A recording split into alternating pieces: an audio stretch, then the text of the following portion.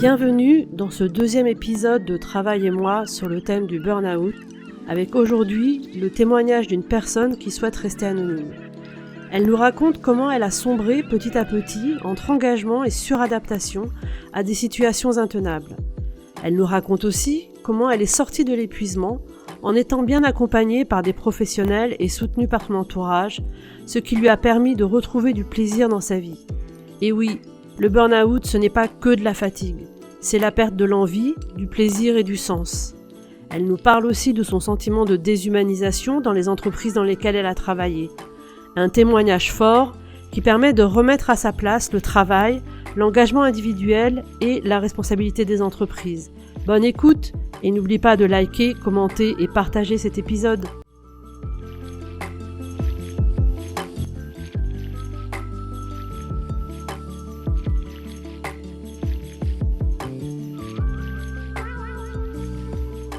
Aujourd'hui, j'ai le plaisir de recevoir dans Travail et moi pour ce deuxième épisode sur le burn-out une personne qui va témoigner de façon anonyme. Bonjour, Bonjour Sarah. comment vas-tu aujourd'hui? Écoute, je vais très très bien, malgré le temps maussade qui s'installe petit à petit avec l'arrivée de l'automne, mais je vais très bien. Et toi, ça va? Moi, ça va, ouais. Je vais te poser une question que je pose à mes invités sur le burn-out et qui est qu'est-ce qui te donne la pêche aujourd'hui?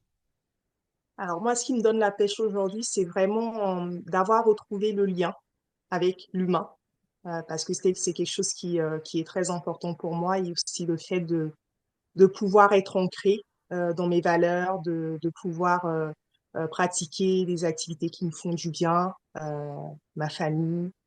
Tout ça, ça me porte énormément. Et quand tu dis que tu as retrouvé le lien, est-ce que ça veut dire, j'imagine que tu l'avais perdu, et est-ce que c'est le burn-out qui t'avait fait perdre ce lien justement? Oui, en fait, dans mon parcours, j'ai ressenti un moment beaucoup d'épuisement par rapport à une recherche de relations humaines, une recherche de collectif, de travail ensemble, une recherche de sens aussi, parce que pour moi, par rapport à mes besoins, et je l'ai découvert après, mes besoins et mes attentes, la relation humaine était vraiment très importante pour moi et dans mon environnement, dans mes environnements de travail, au fur et à mesure de ma vie professionnelle, je me suis rendu compte que je me questionnais en tant que personne sur ma place dans une entité, dans un environnement où, avec le temps, avec les pressions diverses et variées, j'avais l'impression, le sentiment d'avoir perdu cette humanité, en tout cas de ne pas retrouver l'humanité dans les organisations où j'ai pu évoluer. Quand tu dis avoir perdu cette humanité, c'est une expression qui est très très forte. Et du coup, est-ce que tu peux nous dire un peu comment ça se manifestait pour toi, ce ressenti justement? Alors, ce ressenti, je l'ai vraiment plus vécu progressivement. Donc, en gros, dans mon parcours professionnel, donc ça fait plus d'une quinzaine d'années que je travaille et plutôt dans des environnements de grands groupes. Donc, ça a été vraiment le cœur de de mon activité. Je me suis rendu compte après quelques années, donc dans ma première mission, notamment dans le domaine commercial, que avec des transformations d'entreprise, la gouvernance qui change, les individus, les personnes autour de moi changeaient du coup leur approche et devenaient renfermés sur eux-mêmes. Et dans un environnement où j'évolue avec beaucoup de collaboration, beaucoup d'échanges aussi informels avec les collègues, avec le management. Je me suis rendu compte au fur et à mesure que on se retrouvait, enfin, je me suis sentie moi pressurisée et les collègues qui étaient pressurisés avec des réactions qui étaient vraiment parfois de l'ordre de enfin, l'individualisme qui a vraiment pris le dessus, où les personnes commençaient à cacher les choses, à ne pas être francs et à ne pas œuvrer pour le collectif et pour l'entreprise. Et c'est vrai que au tout des fins, donc à cette période-là, je commençais déjà à me questionner par rapport à moi, ce qui était important pour moi, mes valeurs, et ça m'a même amené à quitter finalement cette fonction, cette mission dans l'entreprise parce que à un moment, je ne m'y retrouvais plus au niveau des relations avec le management, au niveau des relations avec certains collègues, tout en sachant que dans ma nature, et dans la manière dont je fonctionne, je suis très exigeante envers moi-même, mais aussi exigeante envers les autres. Et la notion d'engagement pour moi est importante. Et pour moi, l'engagement, ça nécessite d'avoir une, en tout cas, une confiance dans la relation et le fait de pouvoir œuvrer de manière transparente pour que les choses s'améliorent, pour mettre en place des choses pour les clients, etc. Ok. Et donc, du coup, quand tu as pris conscience que la situation se dégradait, ne te convenait plus, etc., tu as changé finalement d'activité. Et qu'est-ce qui s'est passé dans cette nouvelle activité? Alors, j'ai changé d'activité, je vais dire aussi par rapport à enfin, ce qui peut être paradoxal, c'est que c'est à travers les relations humaines, parce que j'ai pu rencontrer d'autres collègues de d'autres activités à l'époque qui ont pu m'ouvrir les yeux sur d'autres opportunités dans le groupe où j'évoluais. Et du coup, j'ai vraiment sauté le pas, par envie déjà de fuir une situation qui n'était plus euh, en phase avec mes valeurs et surtout qui devenait vraiment trop impactante pour ma santé parce que j'ai vécu des moments assez difficiles à cette période-là, sans être arrêtée, bien évidemment, mais en œuvrant tout le temps, mais je sentais que j'arrivais à bout de souffle. Et dans la nouvelle mission, je me suis engagée à fond, parce que ce qui me caractérise, c'est toujours cette notion d'engagement et de faire pour un collectif. Et en fait, dans cette nouvelle mission, qui était plus dans le domaine informatique, j'ai découvert un nouveau monde avec des fonctionnements différents, des modalités de décision, donc des gouvernances qui pouvaient aussi impacter les projets et les sujets que j'étais amenée à adresser dans le cadre de cette mission.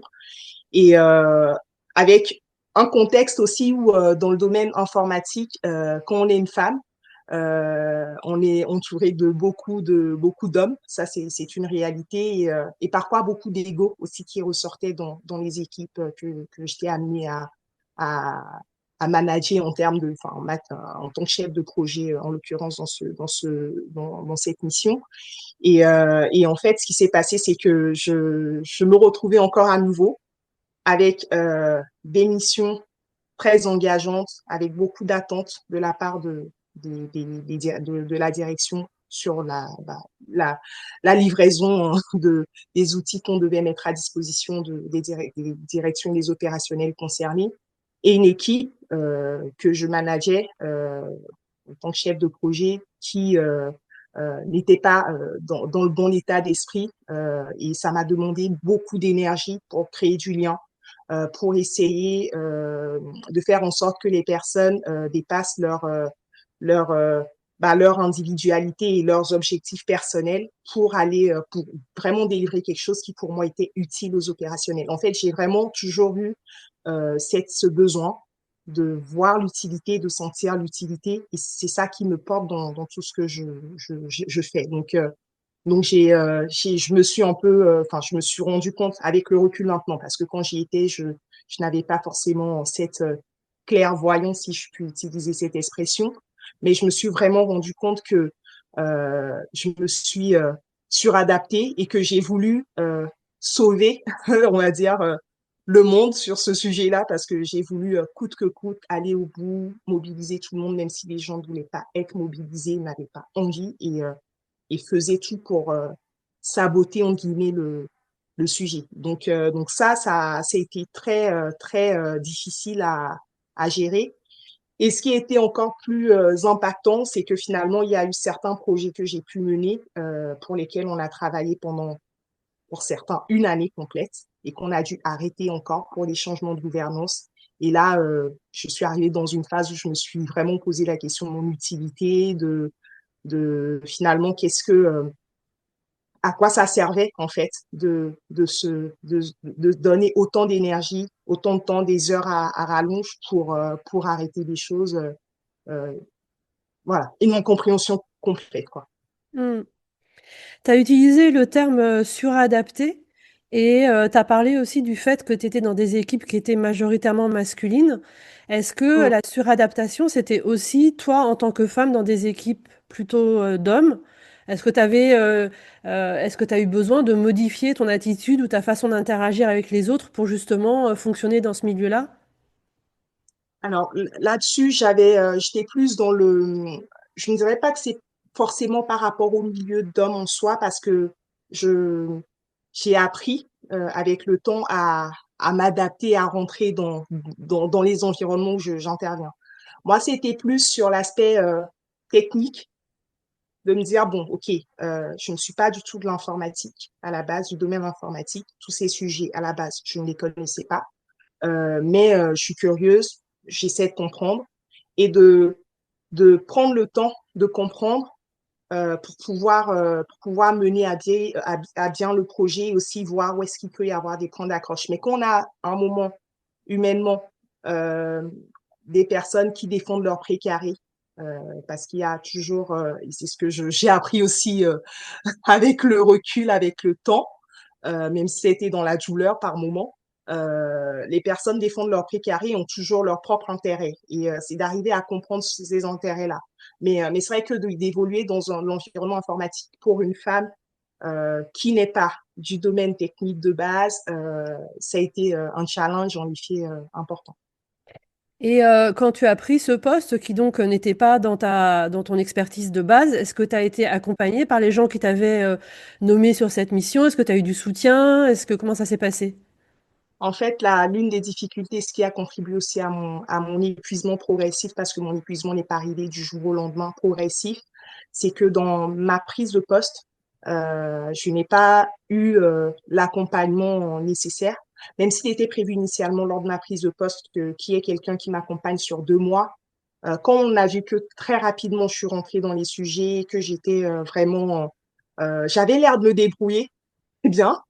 Euh, on a du coup pris la ressource pour l'affecter à un autre projet et en fait, je me suis retrouvée à apprendre mon métier et en même temps délivrer à des niveaux de qualité qui étaient attendus, enfin, un niveau d'exigence assez fort.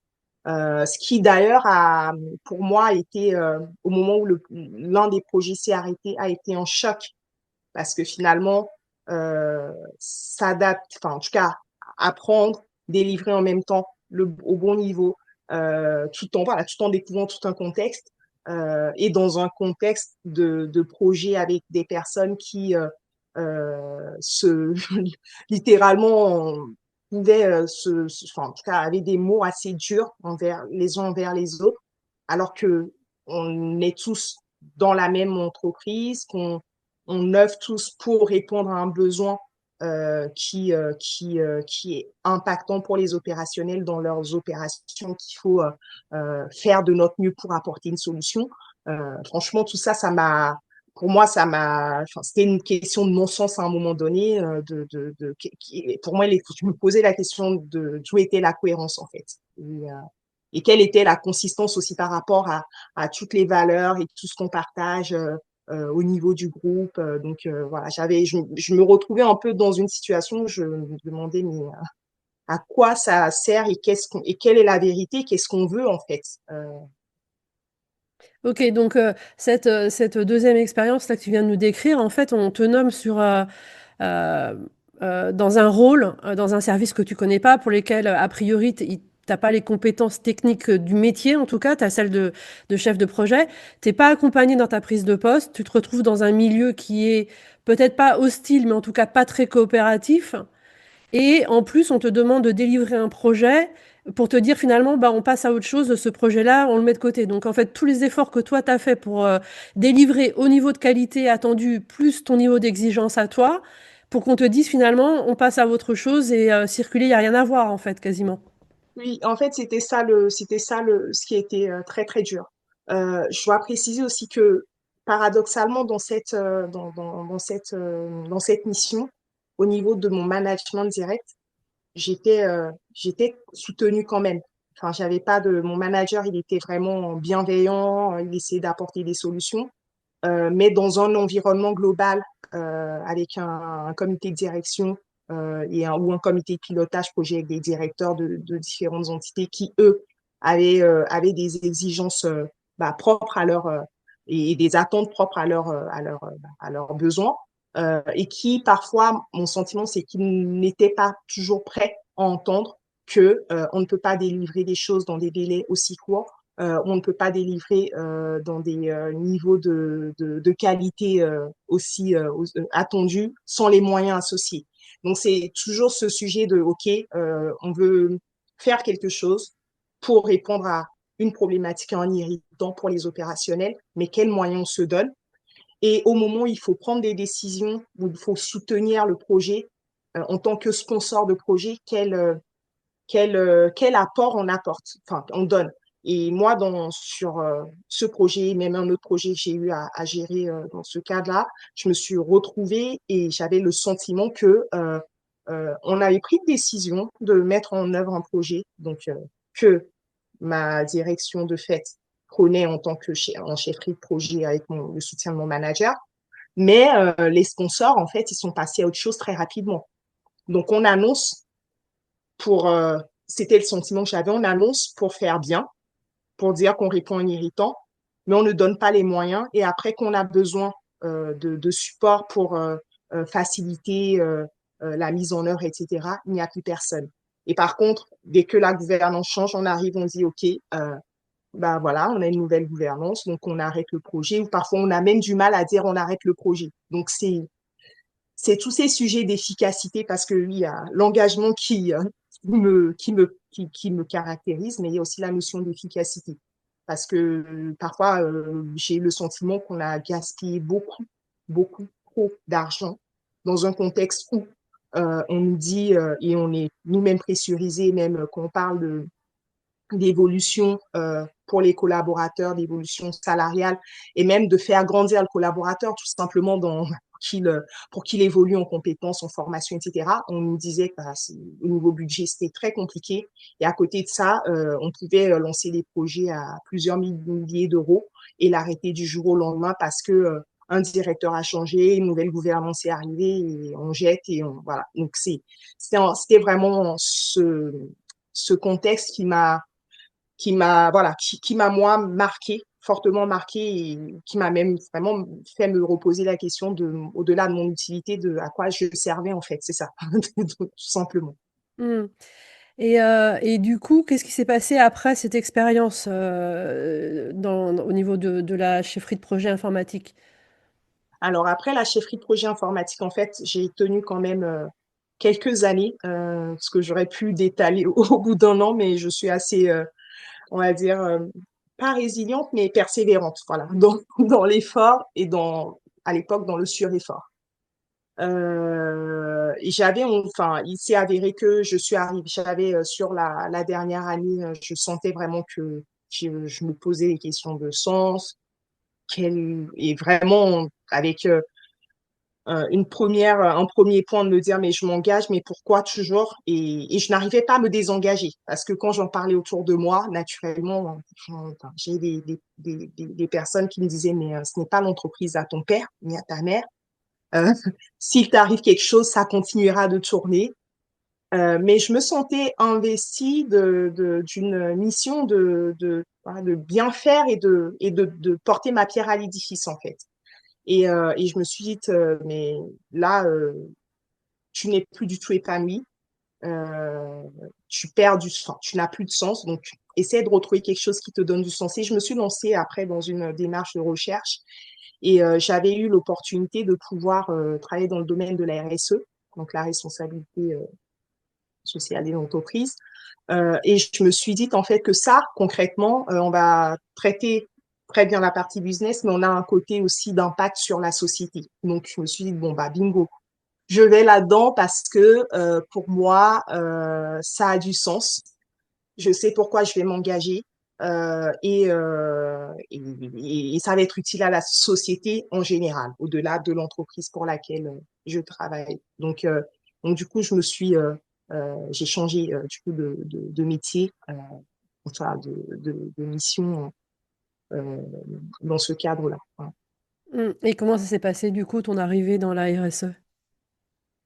Alors, mon arrivée dans la RSE a été,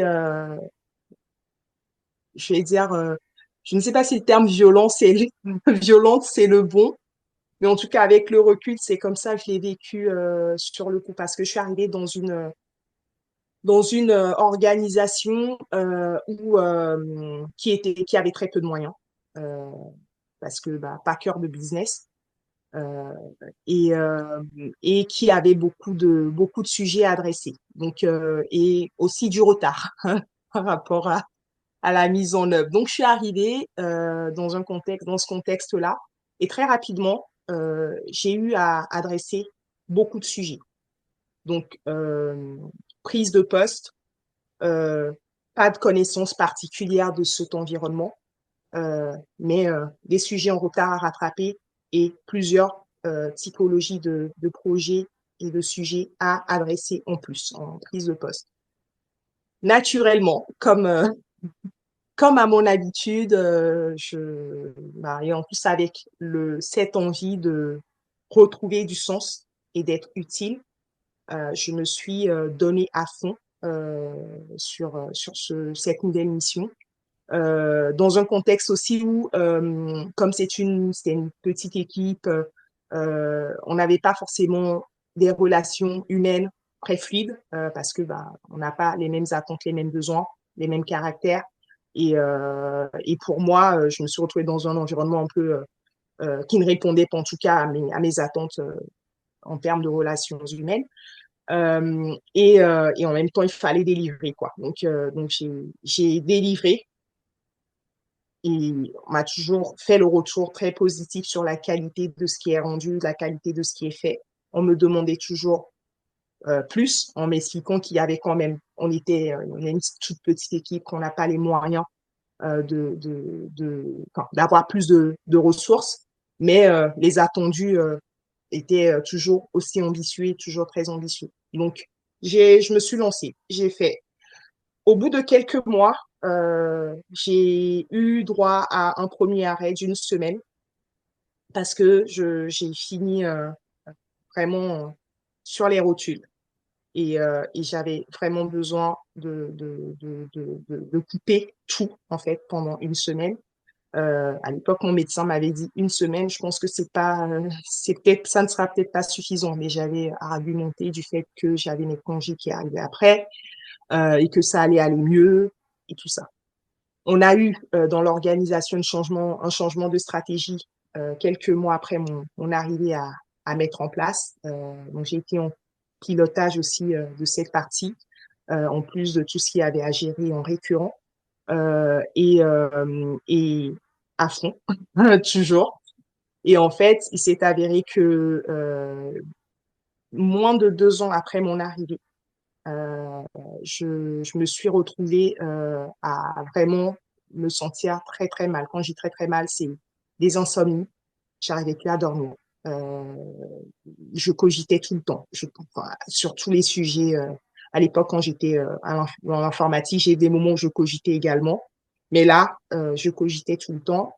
Et j'ai eu 2, 3 mois comme ça où je dormais pas bien, où j'avais commencé à avoir des problématiques gastriques, enfin, des problématiques que j'avais pas avant, des choses bizarres.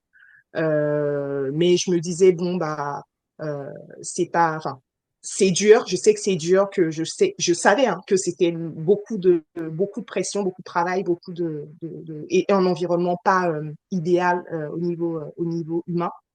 Mais je me disais, bon, c'est c'est pour, en tout cas, la société, l'impact pour la société qu'on le fait, etc. Et j'essayais de trouver un sens dans tout ça. Jusqu'au jour où je pars en congé, et je pars en congé cette fois-ci pendant une très longue période, ce que j'avais pas fait depuis longtemps, enfin, depuis le début de ma vie pro, je n'ai jamais pris autant de congés en continu. Et je reviens des congés, et là, je me sens à plat, toujours à plat. Autant à plat au départ que à l'arrivée. Et pendant les congés, je n'ai pas profité. Vraiment, j'étais pas bien. Donc j'étais voilà, j'étais on va dire un peu l'ombre de moi-même dans le sens où tout ce que j'aimais faire. J'aime beaucoup rencontrer des personnes, retrouver des amis, recevoir, passer du temps en fait de qualité avec les personnes qui m'entourent. Et c'est vraiment quelque chose qui me définit beaucoup. Et je suis aussi engagée dans des activités, etc., avec d'autres personnes. Mais tout ça, je le faisais par automatisme. Je n'avais plus aucune envie au fond de moi. Même si j'ai une famille, même je n'arrivais plus à retrouver le réconfort dans ma famille et l'apaisement dans ma famille. Donc ça a été un peu compliqué. Et quand je suis rentrée, j'ai repris le boulot. Quand on m'a demandé comment ça va, en toute entièreté, bah, en fait, les larmes commençaient à couler tout seul. Et je n'arrivais plus à gérer mes émotions. Et c'est là où ça a devenu de plus en plus compliqué. Et je suis partie voir mon médecin qui me suit depuis très longtemps. Et j'ai une chance inouïe d'avoir eu affaire à cette professionnelle de santé qui connaissait les sujets du monde professionnel et de l'épuisement. Et je suis partie la voir pour avoir des conseils à la base sur comment gérer au mieux cette période. Est-ce qu'il fallait que je prenne des vitamines, du magnésium, tout le shoot qu'on peut avoir à certains moments pour se rebooster. Et quand je vais la voir, elle me dit comment ça va. Et là, j'éclate en larmes. Et là, elle me dit, je pense vraiment, madame, qu'il va falloir qu'on arrête. Parce que si on continue, je ne peux pas vous dire où est-ce que vous retomberez, mais il est important que vous, enfin, où est-ce que jusqu'où vous tiendrez, mais il est important que vous preniez, enfin, que je vous arrête. En sachant qu'à l'époque, ça, je ne l'ai pas précisé tout à l'heure, à l'époque, quand j'étais dans, dans le métier de chef de projet dans l'informatique, quand j'avais des moments compliqués, elle m'avait conseillé d'aller voir une thérapeute aussi. J'avais fait un accompagnement thérapeutique à l'époque qui m'avait fait beaucoup de bien et qui m'avait permis de rebondir et de ne pas me culpabiliser par rapport aux arrêts de projet, etc. Donc, elle m'a reconseillé de reprendre la thérapie. Voilà. Et là, elle m'arrête une semaine parce qu'elle savait que plus d'une semaine, je n'allais pas accepter. Bien évidemment, elle m'arrête.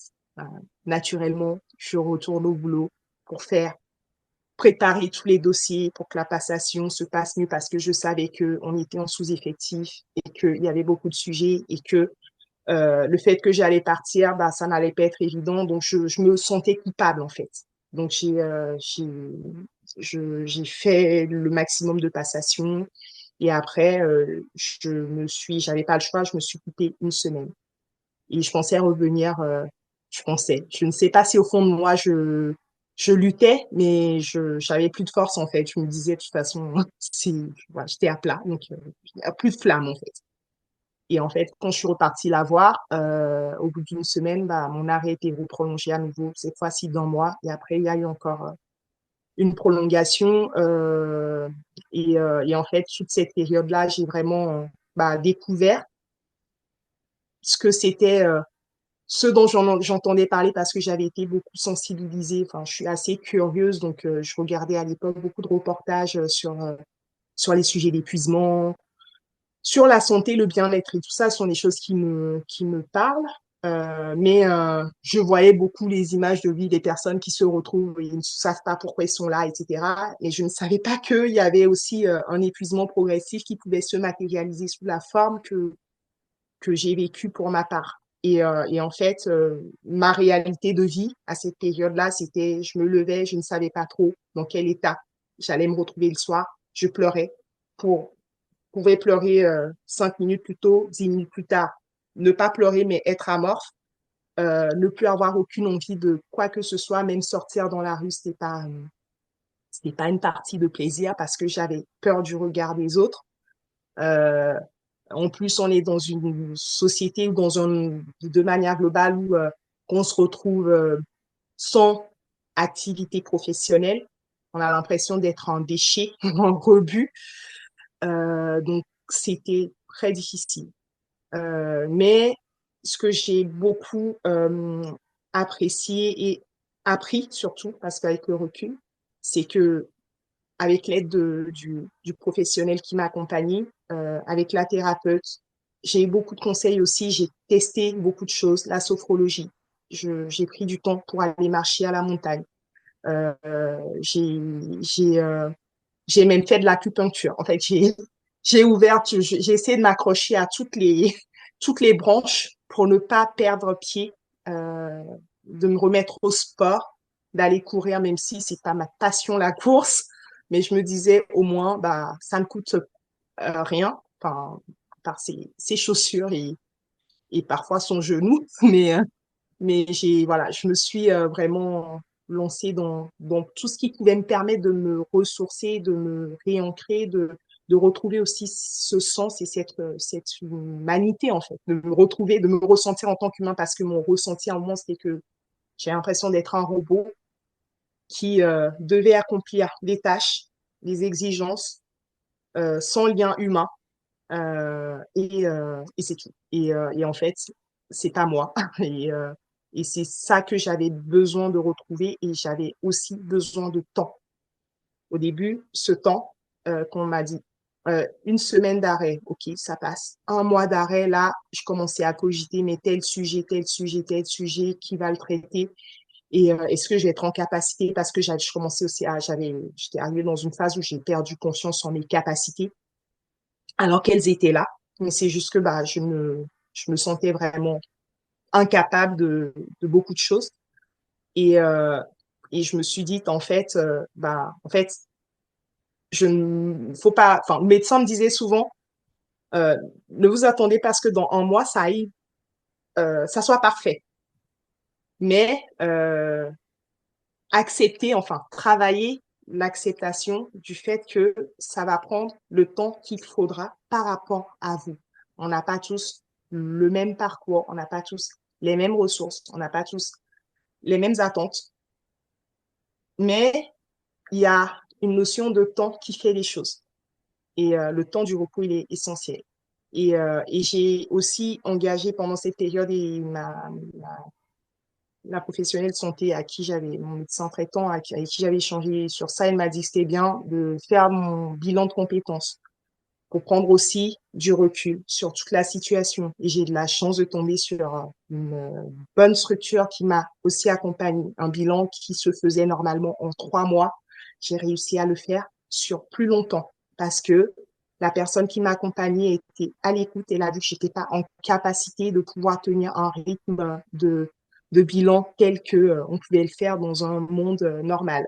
Enfin, normal, en tout cas un monde où on est en forme.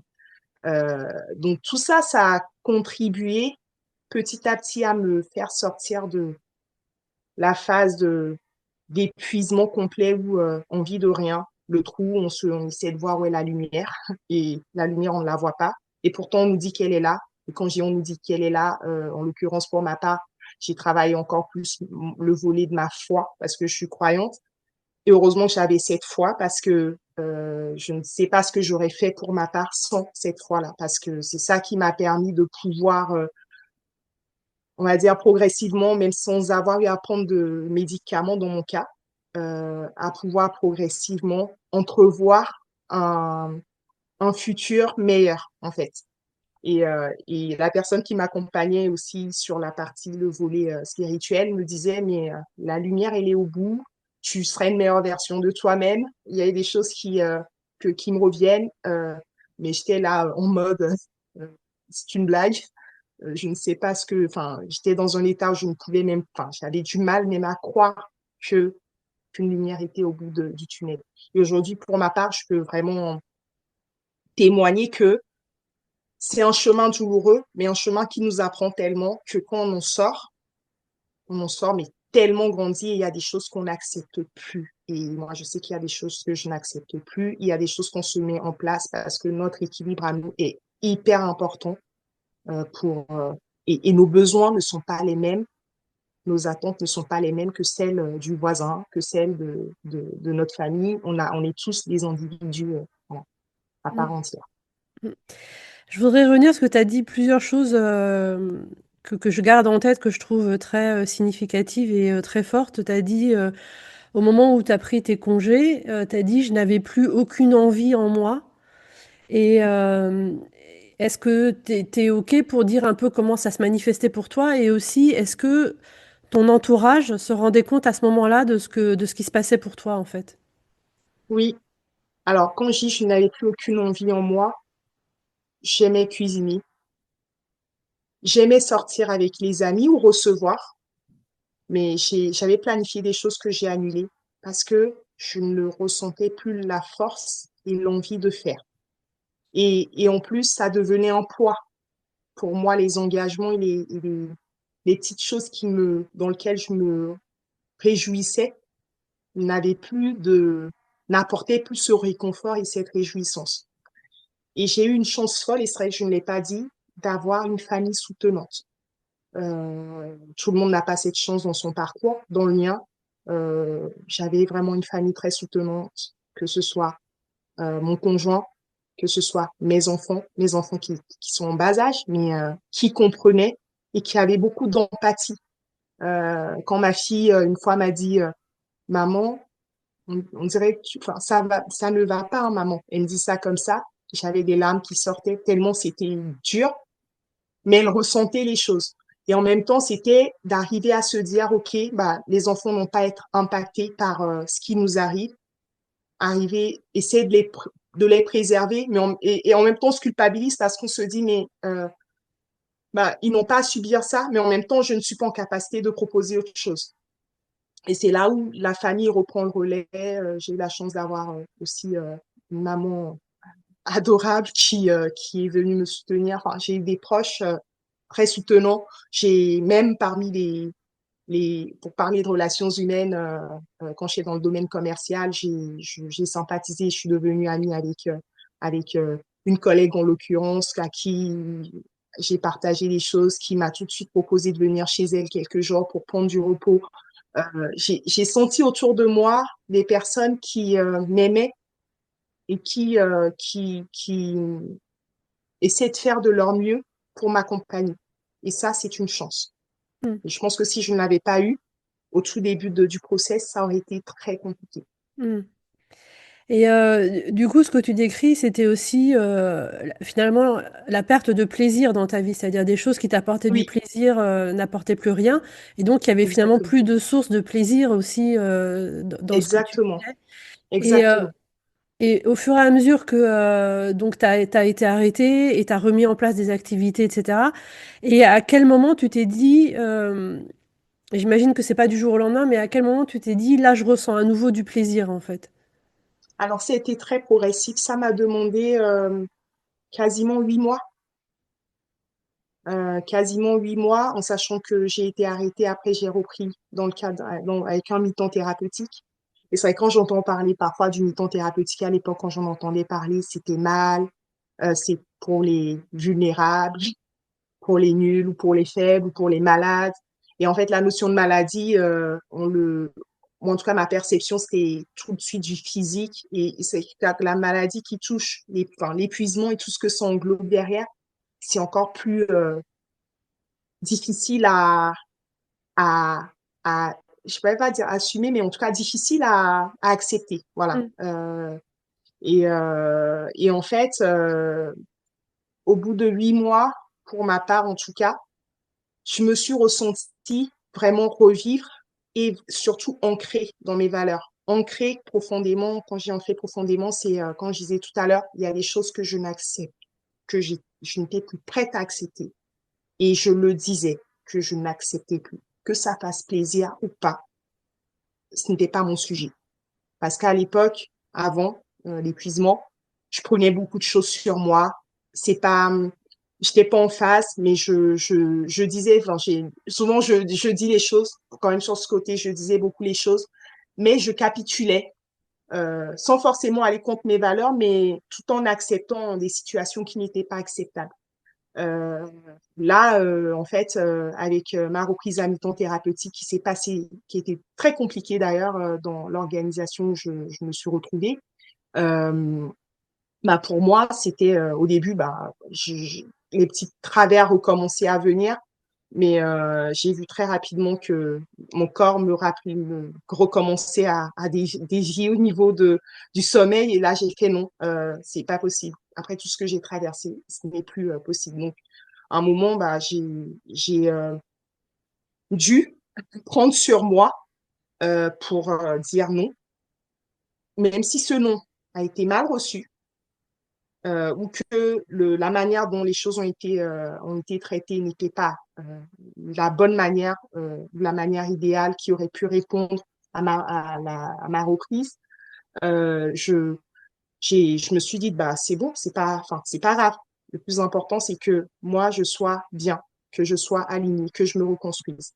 Et comme je disais tout à l'heure, il faut du temps.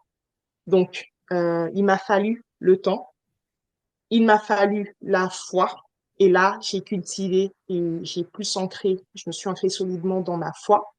Et je me suis remise à une activité que j'avais délaissée depuis plus de 15 ans, parce que la vie fait que, euh, en l'occurrence la danse. Et je me le suis mise en activité régulière que je faisais toutes les semaines et je sortais après danser parfois le soir, le week-end avec des groupes d'amis et ça me faisait du bien.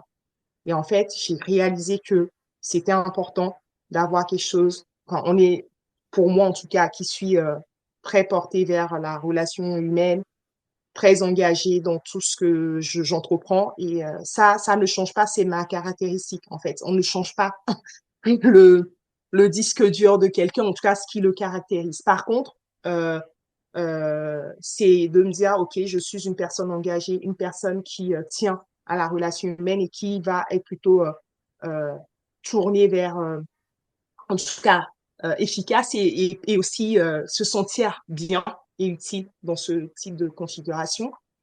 Mais pour que je puisse faire ça, il faut que je sois bien. Donc, ça me demande de trouver du temps pour moi, de dire aussi de poser des limites, des règles, que ce soit en famille, aussi bien en famille qu'au travail, auprès de toutes les parties prenantes, si je peux utiliser cette expression, mais auprès de tous ceux avec qui on interagit, de se dire, bah, OK, dans toute situation, est-ce que cette situation, je me sens OK là-dedans? Bah, si c'est OK, on avance. Si c'est pas OK, bah, je dis, j'entends, je note le besoin, etc. Voilà, la réalité, elle est là. Mes besoins, les attentes sont là. Je demande, dans le cas du travail, par exemple, une prise de décision sur une priorisation.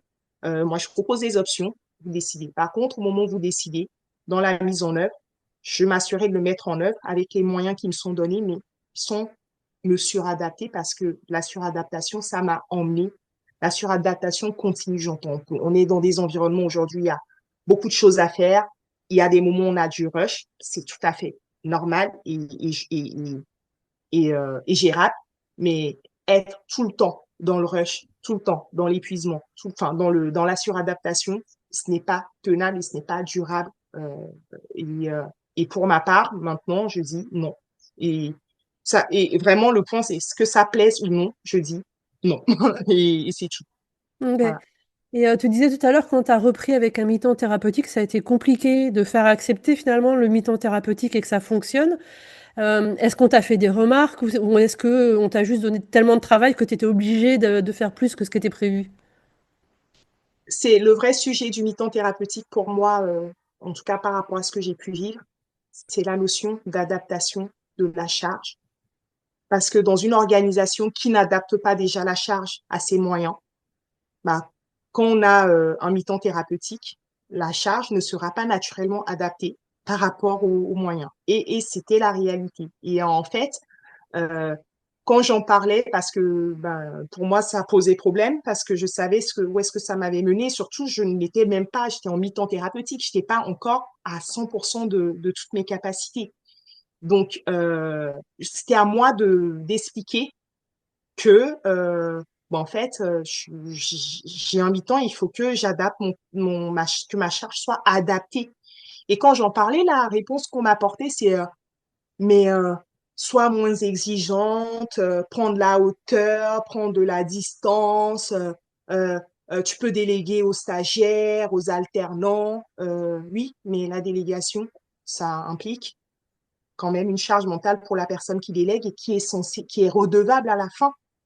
de la mise, enfin, du livrable qui est attendu. Donc, à un moment, j'ai trouvé ça vraiment inhumain pour ma part, parce que je me disais, mais même après une situation qui a été douloureuse et vécue pour moi à cause du travail, je reviens et c'est à moi de prendre de la distance, de la hauteur par rapport à tout ce qui est sur la table, en m'expliquant que bah oui, non mais on n'a pas beaucoup de moyens, on ne pourra pas en avoir plus, tu comprends le contexte, etc. Bah ok, j'entends, mais moi ma santé elle est où? Et en même temps, prends bien soin de toi, bien évidemment. Je, beaucoup de choses contradictoires. Donc pour moi, cette contradiction était difficile à, à accepter et je ne l'ai plus accepté par la suite. Mais au début, bah, j'ai essayé de faire de mon mieux. J'ai commencé à travailler, à donner le maximum et à finir très, très tard.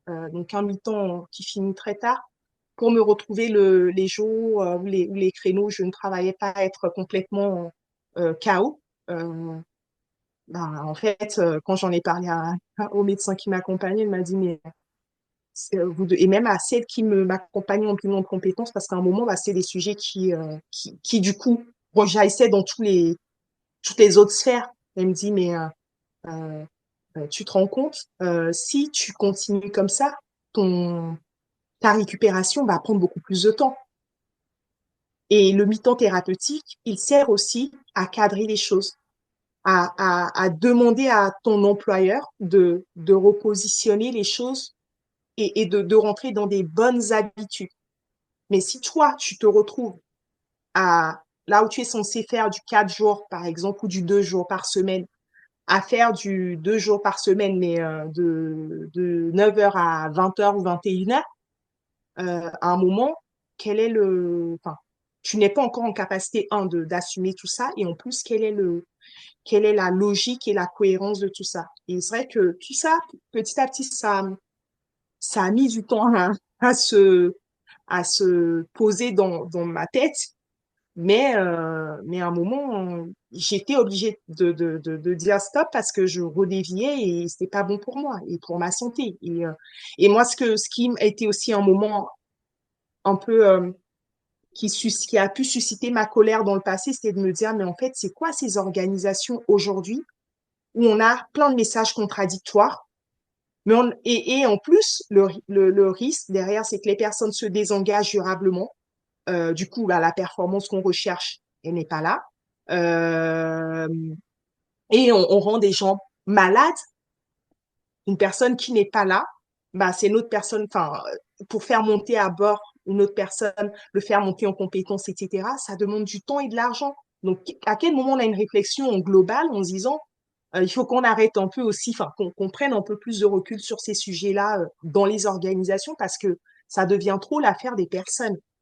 Et c'est pas qu'une affaire de personnes. Bon, après, chacun voit comment il se positionne par rapport à son travail, mais quand on est une personne engagée, qu'on essaie de faire du mieux qu'on peut, et que pour nous, c'est important de faire du mieux qu'on peut, ben, on se retrouve dans nos organisations aujourd'hui, on est obligé de poser les limites, sinon l'organisation ne la pose pas pour nous, quoi. Hmm. Parce qu'en fait, ce qui s'est passé quand tu es revenu, ce qui s'est passé pendant ta carrière, mais ce qui s'est passé spécifiquement quand tu es revenu en congé thérapeutique, c'est que l'organisation t'a fait porter à toi la responsabilité du fonctionnement de ton poste et du fonctionnement de l'organisation. C'est-à-dire à aucun moment ils se sont remis en cause en disant peut-être qu'il faudrait qu'on réfléchisse à ce qu'on est en train de faire pour que tout le monde puisse travailler. On t'a juste dit, bon, bah, voilà le programme. Euh, Prendre la hauteur, prendre la distance, voilà, prends du on a recul et ces, débrouille-toi, en voilà. fait. Ouais. C'est ça, on a ces échéances-là, prendre la distance, prendre du recul et délègue. Et quand tu finis le dernier jour de ton mi-temps et que tu n'as pas fini des choses, bah, tu nous passes les infos. Mais en fait, ça ne marche pas comme ça, en fait. Et aussi, la difficulté qu'ils avaient, c'est mon ressenti, de comprendre que bah, la mission, c'est pas, je ne suis pas dans une, je suis cadre, je suis pas dans une mission, on va dire, qui s'organise comme qu'on est sur un poste de travail opérationnel où on doit mener X tâches et à la fin, il reste Y tâches. On est sur des sujets qui se mènent en mode projet avec des éléments qui arrivent, qu'on anticipe, enfin, c'est pas les mêmes réalité pour se dire, OK, au bout de, j'arrive, donc je fais ça, et à la fin, je dois repasser X temps pour faire une passation, en sachant que je reviens dans quelques jours. Enfin, ça n'avait absolument pas de sens. Et il y a quelque chose aussi qui m'avait choqué dans mon retour, c'est que quand je disais, bah, sur ce sujet, je ne vois pas comment y arriver par rapport à tout ce qu'il y a à faire, on me disait, mais non, mais tu as tout dans ta tête. Enfin, tu as l'habitude de faire ça. Mais en fait, je suis pas un robot. J'ai été arrêtée pendant un certain temps. Ma tête, c'est oui, j'ai tout dans ma tête, ok. Mais à un moment, ma tête, elle explose en fait. Ma tête n'a pas à retenir.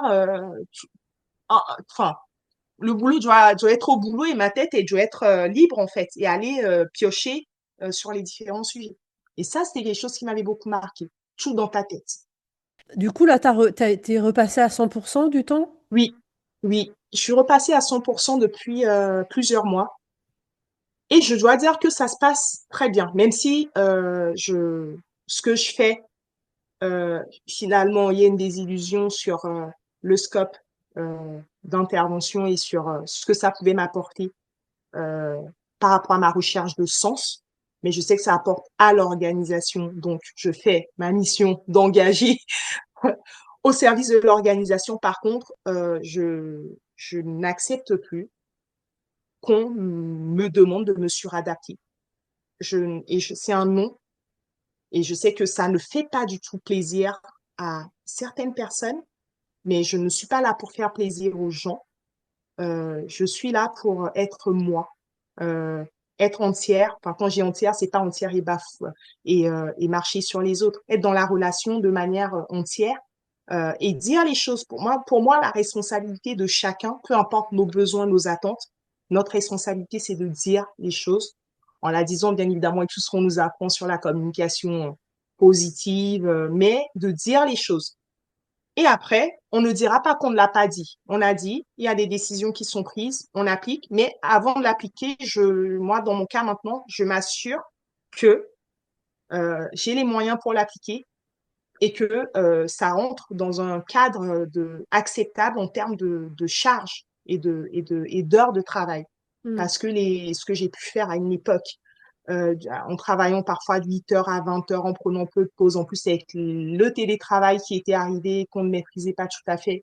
J'ai fait des choses juste parfois démentielles, ou parfois je finissais à nuit. Enfin, à un moment, je ne sauve pas le monde. Et même si je sauvais le monde, je suis un être humain, je suis pas un robot. J'ai besoin de repos, j'ai besoin de me ressourcer, j'ai besoin, oui, de me ressourcer pour revenir encore plus performante, plus entière, plus efficace, plus tout ce qu'on veut par rapport à tout ce que la société et le monde attend de nous. Mais c'est important de se, voilà, mettre ce précaré, Mmh. enfin, en tout cas, s'assurer que ses besoins profonds sont, sont comblés, en guillemets, et aussi bah, s'assurer que bah, les autres le respectent en fait Mmh.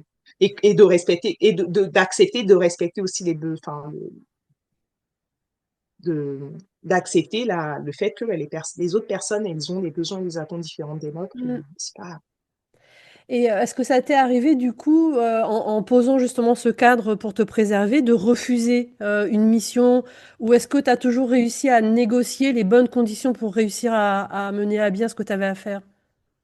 Alors moi, dans l'organisation dans laquelle j'évolue, les bonnes conditions, bah, c'est souvent des moyens humains et c'est rare qu'on en ait. Donc, euh, donc bah, pour moi, c'est parfois, enfin, il y a des sujets, on m'a dit, ah oui, il faudrait que tu interviennes sur ce sujet. Et moi, je dis, bah oui, pas de souci, je veux bien, mais là, je ne peux pas. Donc, par rapport au pas de temps, j'ai ça. Ah bah non, mais ce sujet, c'est quand même important, mais l'échéance, elle est aussi courte que ce que j'ai par ailleurs. Je dis, bah, c'est pas que je ne veux pas, je ne peux pas. Donc, à un moment, moi, je veux bien faire ce qui est essentiel pour l'organisation, mais qu'on me dise dans ce cas par rapport à tout ce qu'il y a à faire et je démontre. Parce que comme, en fait, j'ai aussi une petite caractéristique, c'est que je suis très rigoureuse, en fait. Donc, je démontre que c'est pas possible. Et maintenant, bah, je laisse la place à la personne qui décide de me dire quoi faire. Avant, je prenais l'avance, j'anticipais. Et c'est vrai que dans les formations de management, on nous apprenait souvent en disant, bah, enfin, j'ai eu participé à certaines formations de management, tout c'était assez marrant, enfin, marrant avec le recul. On dit, laissez votre collaborateur apporter des solutions. OK, donc c'est toujours au collaborateur d'apporter des solutions. Pas de problème. Moi, j'apporte des options. Par contre, quand il faut décider, il faut décider. Et si la décision impose de communiquer largement auprès d'autres parties prenantes, parce que on ne pourra pas délivrer ça, je demande qui communique, comment on avance, parce qu'à un moment, et ce qui a pu être un tort dans le passé, c'est que on se disait les choses, mais entre-temps, bah, les gens venaient me voir parce que j'étais la référente sur tel ou tel sujet, mais je ne l'avais plus forcément dans mes priorités. Donc, à un moment, ça me créait, moi, une pression complémentaire parce que j'avais peur de décevoir et de ne pas répondre aux besoins des autres parties prenantes. Alors que bah c'est pas ce que je n'ai pas envie de répondre. C'est juste que à un moment ça a été dépriorisé. Bah, ok, on dépriorise, on informe les parties prenantes. Comme ça, tout le monde est clean. Et c'est vraiment plutôt comme ça que je fonctionne. Et je dois avouer que depuis que je fais ça, je me sens bien. Hmm. Je me sens bien, je ne me sens plus tout le temps à devoir bah, tirer à quatre épingles, enfin pas à quatre épingles, tirer entre plusieurs, tirailler plutôt, pas tirer, Hmm. mais tirailler, euh, et avec l'impression de décevoir ou de ne pas réussir à répondre aux besoins qui est important aussi de telle entité ou telle partie prenante. Mais à un moment, je ne suis pas, encore une fois, un robot, je ne fais pas des miracles, je suis un être humain qui a besoin, enfin, qui peut faire des choses et qui peut contribuer, mais dans la limite de ses moyens. On n'est pas, Hmm. encore une fois, pour moi, on n'est pas des robots. Hmm. Même si le monde aujourd'hui tend à naturellement, on peut se croire hyper inatteignable, quoi. Voilà. Hmm. Et avant de conclure cet épisode, il y a une question que je voulais te poser sur justement le sens, parce que tu as beaucoup parlé de trouver du sens à ton activité, etc. Et d'après ce que je comprends, c'était aussi un espoir que tu avais en arrivant au niveau de la RSE, de se dire, bah, au moins cette mission-là, en elle-même, elle a du sens. Et Mm. finalement, j'ai l'impression que tu n'as pas trouvé ce sens-là, finalement, le rôle que tu as eu dans Dans la... cette mission-là, oui. Ouais. Et comment tu l'as vécu ça? Est-ce que c'était une déception? Comment ça s'est passé pour toi quand tu t'es rendu compte que peut-être ça comblait pas tout ça? Bah, ça a été encore une déception. Au-delà même d'une déception, ça a contribué aussi à mon épuisement. Parce qu'en fait, quand on est engagé pour quelque chose on ne voit pas le sens, en fait, on s'épuise. Mm, Et comme je le disais plus tôt, comme ce qui me caractérise, c'est l'engagement quand même. mm, Ben, en fait, je m'engageais pour moi rien, même si autour de moi et dans mon organisation, on me disait, mais non, c'est utile pour l'organisation, etc. Moi, ça ne me disait rien. mm, Mais du coup, ce que ça a entraîné, et c'est vraiment euh, malheureusement et heureusement la phase épuisement, c'est un peu bizarre de dire ça, mais ce que ça a entraîné, c'est vraiment une prise de conscience de se dire que, en fait, le sens, on n'est pas obligé de le trouver euh, que dans un sujet.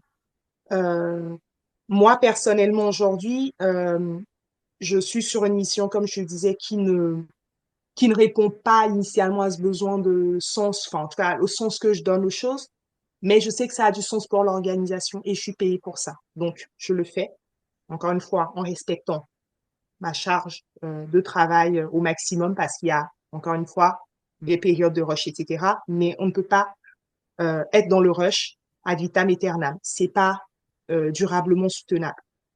Et à côté de ça, je me nourris justement d'un point de vue relation humaine, c'est quelque chose qui me caractérise. Je passe beaucoup plus de temps qualitatif, même sur mon lieu de travail avec d'autres collègues, d'autres entités. Je m'octroie ce que je ne faisais plus depuis des années, des temps qualitatifs avec des collègues de pause pour nourrir ce côté humain de relations humaines dont j'ai besoin pour ma part. Et à côté de ça, bien évidemment, bah, mon activité de danse, sans parler bien évidemment de mon socle familial. Voilà, et je m'engage autrement ailleurs. euh, pour être utile à une cause plus précise où je trouve du sens. Donc, j'ai trouvé d'autres modalités aussi d'engagement qui me permettent finalement, même si euh, le boulot qui représente quand même beaucoup de temps de notre vie, on va dire, ne répond pas euh, vraiment complètement à ce sujet de sens, ben j'arrive à le traiter par ailleurs, sans oublier que je me suis quand même dit que bah, comme je passais beaucoup de temps au travail, j'allais quand même euh, me mettre dans une démarche de trouver quelque chose qui se rapproche plus de la notion de sens que je veux et qui, même au niveau de l'équipe, en termes de relations humaines, soit plus proche de ce qui répond à mes attentes. Voilà. Mm.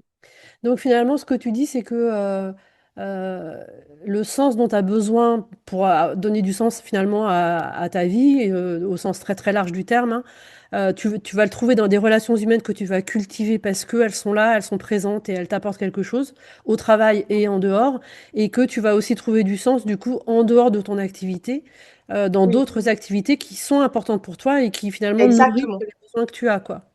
Exactement, c'est Ok. ça. Mm. Parce que on n'a pas tous la chance d'avoir le travail passion, et même dans le travail passion, il y a des travers. Dans toute situation, il y a un risque, mais on n'a pas tous la chance et dans notre vie de manière globale, il y a des moments où ça va être, waouh, le job parfait, le management superbe, et après, un changement et l'équilibre se défait. Mm. Donc, et dans le monde où on vit de manière globale, on vit dans un monde qui évolue vite et où on n'est pas à la maîtrise des choses, même Mm. si on croit on ne maîtrise pas à 100% les choses. Donc, c'est pour moi l'enseignement de ma phase épuisement, c'est vraiment de me dire, ah oui, et c'est ce que je partage aussi à à mes amis ou à d'autres proches et je le vois, hein, beaucoup de proches, des connaissances, des amis, etc., qui vivent des situations de souffrance au travail. Euh, je suis devenue un peu, je témoigne beaucoup et c'est pour ça que j'ai même accepté ton invitation à témoigner parce que pour moi, c'est important de se dire que, bah, en fait, oui, il y a une situation difficile, mais trouvons des choses qui nous ressourcent, qui nous parlent et qui font qu'on est entier. Et surtout, ne nous conformons pas le conformisme. On voit beaucoup de personnes qui disent oui, oui, ils n'y croient pas, mais disent oui et ne font pas.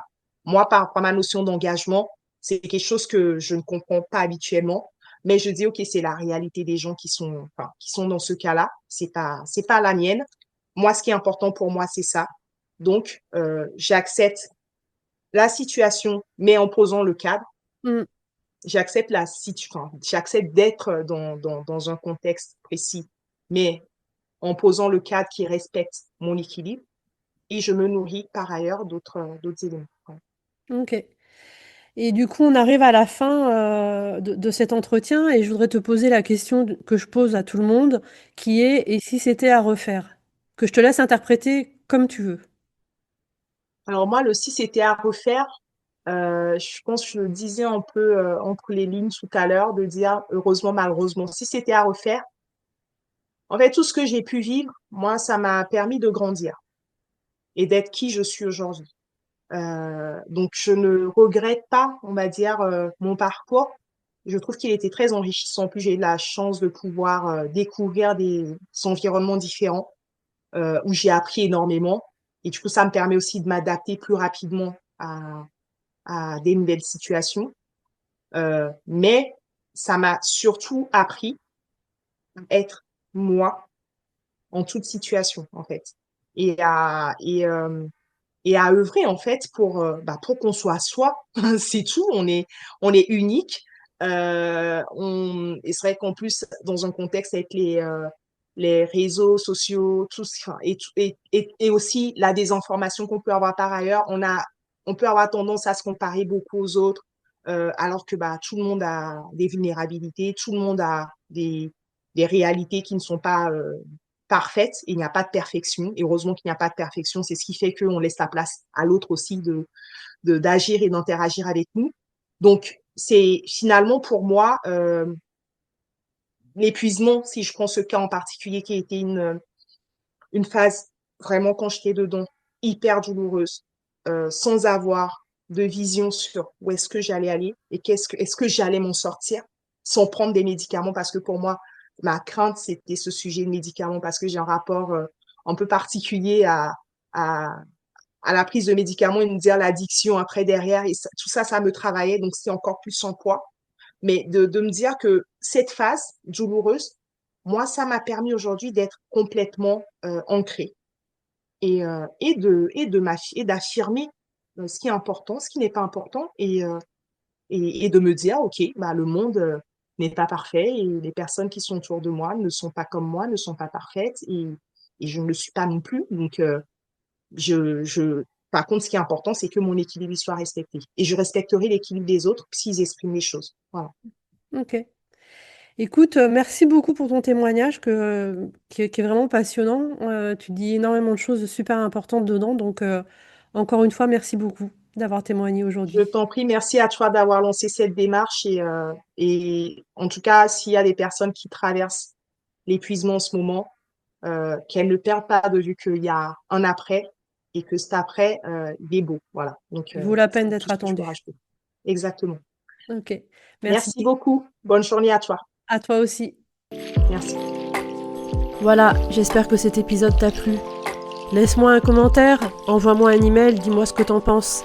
Et à bientôt!